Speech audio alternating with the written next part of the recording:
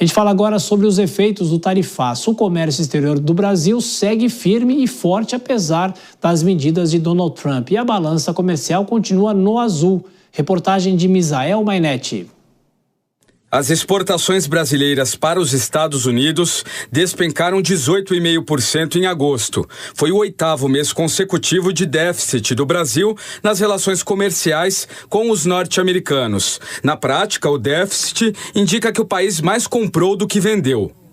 Em números gerais, as exportações brasileiras aos Estados Unidos somaram 2 bilhões 760 milhões de dólares em agosto e as importações chegaram a quase 4 bilhões. No acumulado do ano, o Brasil vendeu 26 bilhões e meio, mas comprou quase 30 bilhões de dólares do governo Trump. Ou seja, o lucro deles beira os 3 bilhões e 400 milhões de dólares. Esse dado demonstra justamente um dos argumentos do presidente americano para o tarifaço de 50%. Ele alegou problemas econômicos como um déficit americano, o que não existe, e ainda questões políticas, como o julgamento contra Jair Bolsonaro e ações contra o direito de expressão. O economista Bruno Corano, CEO da Corano Capital, ressalta que o Brasil sempre comprou mais do que vendeu para os americanos. Mas agora, essa diferença está crescendo. É uma pena porque o Brasil vinha até julho mantendo um crescimento modesto nas exportações para os Estados Unidos, de cerca de 1,6% no acumulado do ano. Mas com a imposição das tarifas, os embarques de setores chaves como aço, alumínio, celulose e até produtos industrializados despencou. Do outro lado, as importações de bens americanos aumentaram 4,6%, ampliando ainda mais esse desequilíbrio. E o cenário para o futuro não é nada promissor nessa relação Brasil e Estados Unidos, com pesquisas apontando para um movimento econômico cada vez mais favorável aos americanos. Isso é o que explica Erlon Alves Brandão, diretor do Departamento de Estatísticas e Estudos de Comércio Exterior, do Ministério do Desenvolvimento, Indústria, Comércio e Serviços. Tem uma expectativa de queda, né? Isso é certo que vai cair o comércio com os Estados Unidos. Não sabemos a magnitude, como eu disse, o Brasil exporta muitos bens que são essenciais, tem muitas exceções às tarifas, né?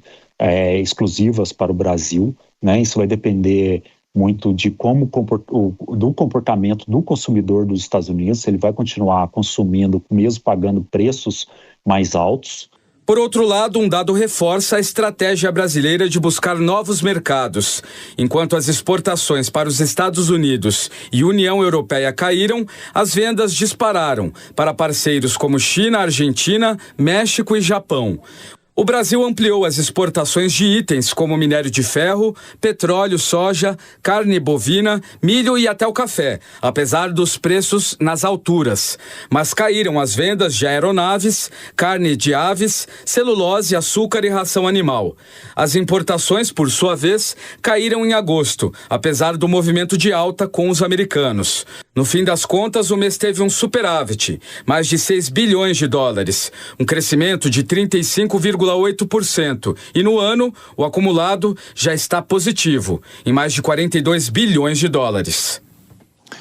Ô Vilela, os especialistas falam que os números não foram tão ruins assim, mas é que ainda é muito cedo, né? Os efeitos são muito, talvez no médio, longo prazo, e é saber efetivamente o que vai acontecer. Enquanto isso, na torcida e acompanhando para saber se o governo vai conseguir reverter esse tarifaço, apesar de toda a questão política que a gente já vai acompanhando e já continua acompanhando, e principalmente depois da semana que vem ou da outra semana, né? Pois é, Tiago. Uma análise nesse momento, com os números apresentados agora, ainda é muito prematura, até porque ela não exprime as consequências efetivas que essa queda, por exemplo, nas exportações aos Estados Unidos poderá representar em alguns setores. Quando a gente olha a economia como um todo, a gente acaba não conseguindo analisar aquilo que efetivamente a decadência de determinados setores poderá gerar em termos de desemprego em cada localidade, nas localidades onde esses segmentos sejam eventualmente mais fortes, o que pode representar uma significativa ruptura do ponto de vista de cadeias econômicas regionais e gerar uma amplitude bastante significativa. Por isso que a saída é a negociação. para o Brasil, mais importante do que bravatas, do que discurso, do que nós contra eles, é uma negociação, especialmente tendo por foco o aspecto econômico. E o outro ponto, não é, Dora, em relação a isso, efetivamente, quais são as novas sanções que o governo americano pode adotar contra o Brasil no julgamento de Jair Bolsonaro, a partir desse momento, é saber se teremos mais efeitos políticos ou mais efeitos econômicos. Pois é, por mais prematuro que seja, claro que já é um efeito, e isso na política já pode ser posto na conta do Eduardo Bolsonaro, né? Agora, e hoje a gente viu uma manifestação, há uma comitiva da Confederação Nacional da Indústria nos Estados Unidos tentando abrir canais, que ouviu do governo americano com todas as letras que o problema é político, porque não está ligado a BRICS, a Big Techs, a coisa nenhuma, e sim ao julgamento do Bolsonaro. Foi isso que os empresários ouviram lá, e aí ficaram desaconsoados, porque se é assim, então estamos sem saída. O que eles sugerem, os empresários, é de repente, nas instâncias de segundo escalão, e se tentando demover o governo americano de fazer essa investida de natureza política.